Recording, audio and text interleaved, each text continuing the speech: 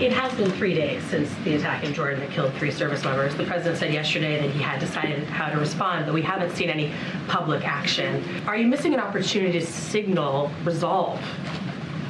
I think we signal resolve pretty well. We'll respond on our own time. We will do what we need to do to make sure that those responsible are held properly accountable. We're not looking for a broader conflict. We're not looking for a war with Iran. White House National Security Coordinator for Strategic Communications, Admiral John Kirby, not showing his hand, nor should he, about the timing and the anticipated response by the United States to the murder of our 3 soldiers in Jordan. However, NBC News, citing an unnamed official, reports that the U.S. is readying weeks' worth of retaliatory strikes against Iran-backed militants. The targets will reportedly be outside Iran and will involve both strikes and cyber operations. Since the attack, Iran has been denying that it is responsible, and Iran, though, is vowing to, quote, decisively respond to any attack on the country and its interests. Today, Admiral Kirby announcing that the Iranian-backed terror group called the Islamic Resistance in Iraq is responsible for the deadly drone strike. As you know, for years, and to the tune of hundreds of millions of dollars, the United States has helped fund UNRWA. That's the acronym for the United Nations organization that provides aid to Palestinians. UNRWA has recently fired multiple staffers for accusations that they were involved in the October 7th massacre of Israelis. Yesterday, the State Department announced that since October 7th, the Biden administration has sent $121 million to UNRWA. A remaining $300,000 in appropriated funds were supposed to be delivered in the next few weeks. However, those additional funds have now been frozen. Yesterday, those funds were a major topic at a congressional hearing. This is the executive director of UN Watch, an organization that has issued a series of reports about UNRWA.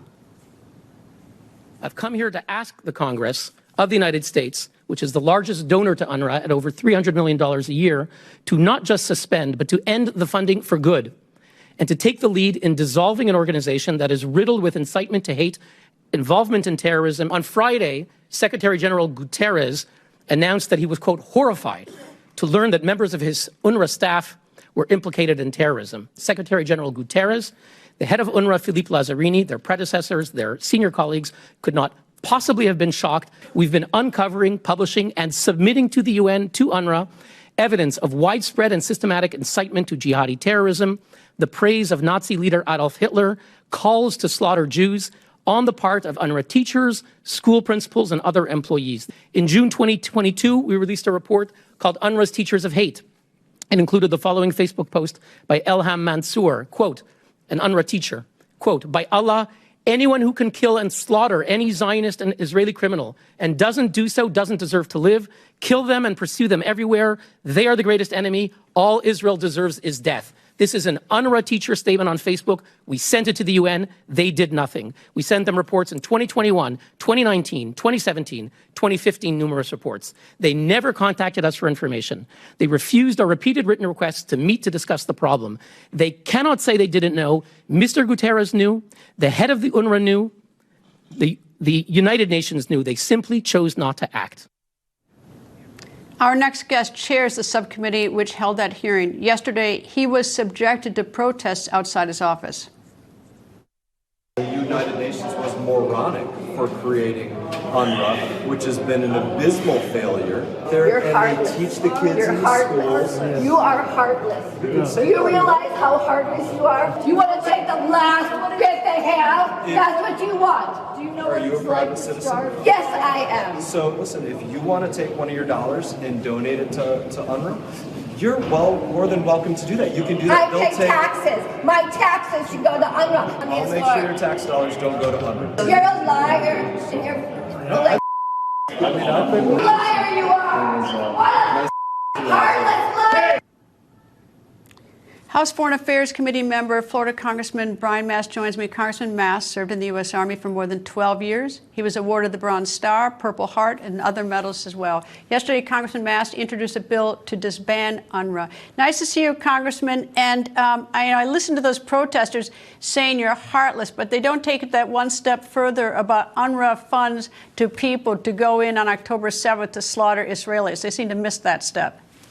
No, Greta, it really seems that they survive in a state of willful ignorance. And we had a lot of back and forth, those individuals and myself. And I asked them repeatedly, I said, will you acknowledge that there are people that are under the age of 18 years old that are combatants, that there are women that are combatants? And absolutely not. There's none of that. Will you acknowledge that, okay, UNRWA says they do quarterly inspections of their facilities. Well, then how do they seem to miss the tunnels under their facilities, the rockets or the other armaments that are stored in their facilities? How do they miss that if they do this on a quarterly basis? And the list goes on and on of things that those that are calling to still support UNRWA, they just find themselves willfully ignorant about.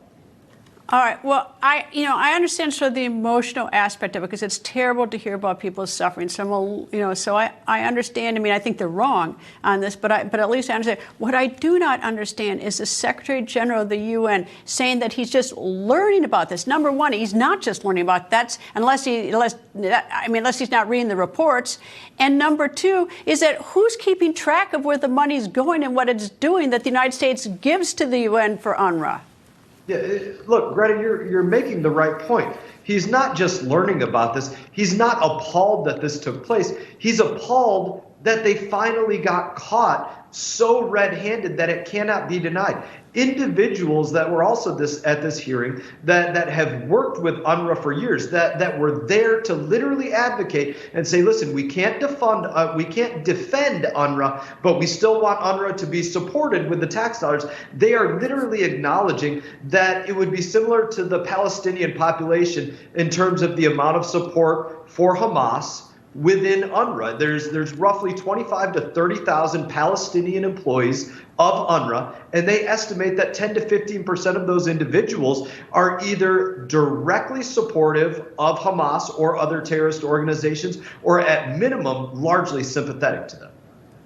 And the UN is not, I mean, we give money to the UN, it turns the money around and funnels it to UNRWA, and you have that 10% that's doing that, and nobody is sort of accountable for it. And I know your bill is to disband UNRWA. How about cutting it off at the quick, and instead getting the U.S. to stop funding UNRWA? I know it's frozen, but why would we contribute to this?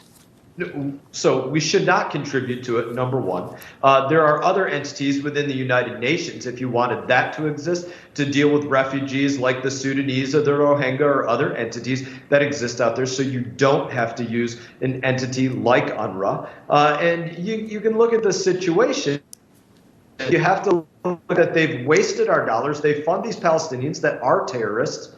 No American tax dollar should go to funding this. We're paying for attacks against ourselves.